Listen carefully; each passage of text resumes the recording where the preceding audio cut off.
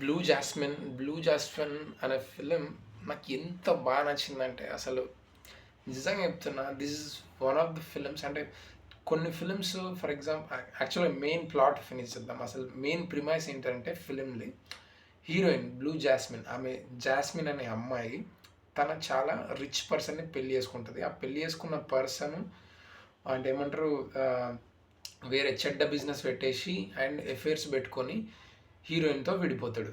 Heroine ఏంటంటే only అతనితో ఉన్న మనీతోని అతనితో ఉండి తను ఎంజాయ్ చేయడం మాత్రమే అక్కడ తన లైఫ్లో చేసింది. ఇప్పుడు విడాకులు తీసుకొని అతను జైలుకి వెళ్ళిపోతాడు అతను చేసిన చెడ్డ పనులకి. సో అతని నుంచి విడిపోయిన తర్వాత తన దగ్గర మనీ ఉండదు, ఎలాంటి స్కిల్స్ ఉండవు. అంటే ఎలాంటి వర్క్ చేయాలన్న ఇంటెన్షన్ కూడా ఆమెకి ఏమి ఉండదు. ఎందుకంటే తన పాస్ట్లో మొత్తం కూడా తన రిచ్ లైఫ్ బతికింది. ఎందుకనంటే తన డబ్బులు కావాలి, వాళ్ళ హస్బెండ్ డబ్బులు, ఆఫ్ కోర్స్ ఆమె డబ్బులు అవ్వచ్చు, వాళ్ళ హస్బెండ్ డబ్బులు ఆమె చేస్తూ వచ్చింది. బట్ ఇప్పుడు సినిమా స్టార్టింగ్లోనే ఆమె ఆమె మనీ ఉండదు, ఆమెకి స్కిల్స్ ఏమి ఉండవు.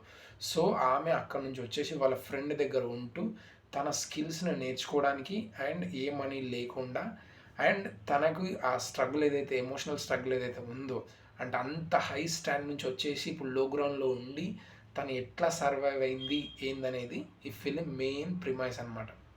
ఇందులో రెండు కాంటెక్స్లు మనకు చూపిస్తారు.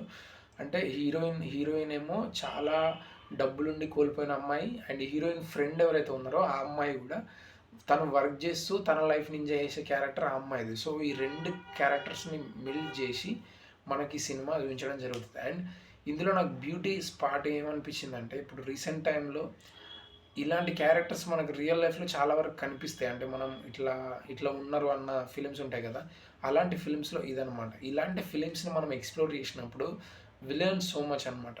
అలాంటి అంటే లెర్న్ అనేది ఒకటే కాకుండా వి సీ ఎగ్జాంపుల్స్ అనమాట. ఆ ఎగ్జాంపుల్స్ నుంచి నువ్వు ఎంత నేర్చుకుంటావు, ఏం నేర్చుకుంటావు అనేది సెకండరీ, బట్ ఒక ఎగ్జాంపుల్ అనేది సెట్ చేయడం అనేది చాలా ఇంపార్టెంట్ అనమాట. సో అలాంటి రోల్ మోడల్స్ అవ్వచ్చు, యాంటీ రోల్ మోడల్స్ అవ్వచ్చు. ఇలాంటి ఫిలిమ్స్ కొందరికి రోల్ మోడల్స్ అవుతాయి, కొందరికి యాంటీ రోల్ మోడల్స్ అవుతాయి.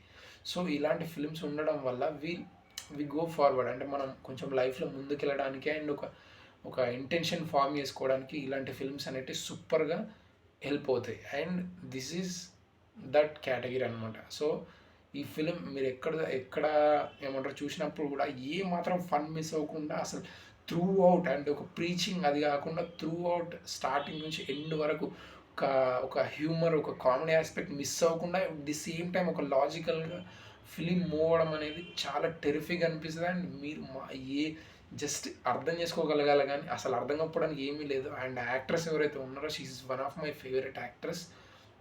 అండ్ ఆమె పర్ఫార్మెన్స్ అసలు చింపి వారేస్తుంది. బికాస్ ఆఫ్ అవర్ హైట్ అవ్వచ్చు, తన స్కిన్ టోన్ అవ్వచ్చు, దాని పర్ఫార్మెన్స్ అవ్వచ్చు, ఎవ్రీథింగ్ కూడా మ్యాడ్లీ బ్యూటిఫుల్ అనమాట. You will love it, you will enjoy it, you will like.